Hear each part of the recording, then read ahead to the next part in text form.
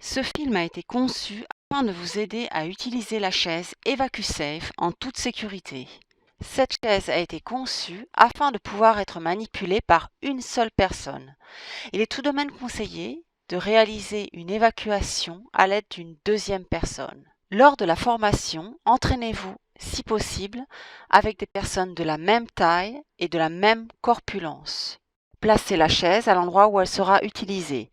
Cette chaise peut être utilisée dans les endroits publics comme les hôtels, les restaurants ou encore les galeries commerciales.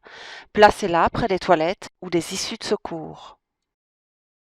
Rappelez-vous que de nombreuses personnes, comme les personnes âgées, les personnes à mobilité réduite, les personnes ayant des problèmes de santé, comme l'asthme ou le diabète, ou encore les femmes enceintes, peuvent avoir besoin d'assistance.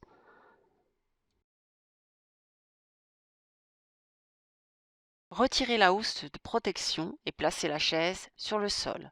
Assurez-vous que le mécanisme de freinage soit verrouillé en appuyant sur le levier rouge entre les deux roues. Pour libérer le mécanisme de freinage, placez votre pied sur le levier et appuyez sur la partie supérieure. Relâchez la sangle et ouvrez la chaise en position assise, ce qui libère le mécanisme de freinage.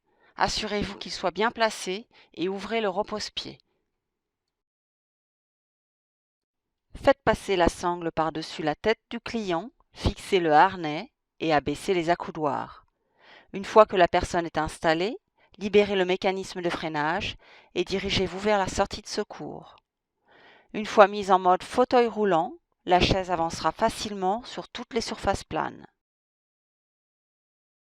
À proximité de l'escalier, relevez les deux leviers rouges, relevez ensuite la barre de maintien, puis rabaissez les deux leviers rouges. Veillez à ce qu'ils soient bien bloqués.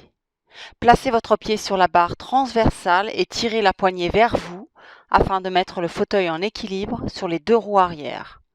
Avancez sur les deux premières marches. Veillez à ce que les patins soient en contact avec l'escalier en poussant la poignée vers le bas et vers vous pour assurer un contrôle en douceur de la descente.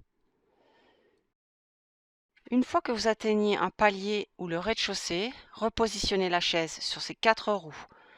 Il est préférable d'avoir une personne qui vous assiste lors de l'évacuation.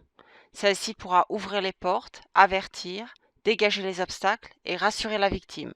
Pour remettre la chaise dans sa position de stockage, assurez-vous que le mécanisme de freinage soit verrouillé. Relevez les leviers rouges, abaissez doucement la poignée, puis rabaissez les leviers rouges jusqu'à ce qu'ils émettent un clic. Repliez les accoudoirs, libérez le mécanisme de verrouillage rouge entre les patins, appuyez la poignée supérieure vers l'avant et pliez l'ensemble de la chaise. Faites passer la sangle sous la poignée et connectez-la avec l'autre extrémité après l'avoir faite passer par le repose-pied. Remettez la chaise dans son emplacement de stockage et remettez la housse de protection.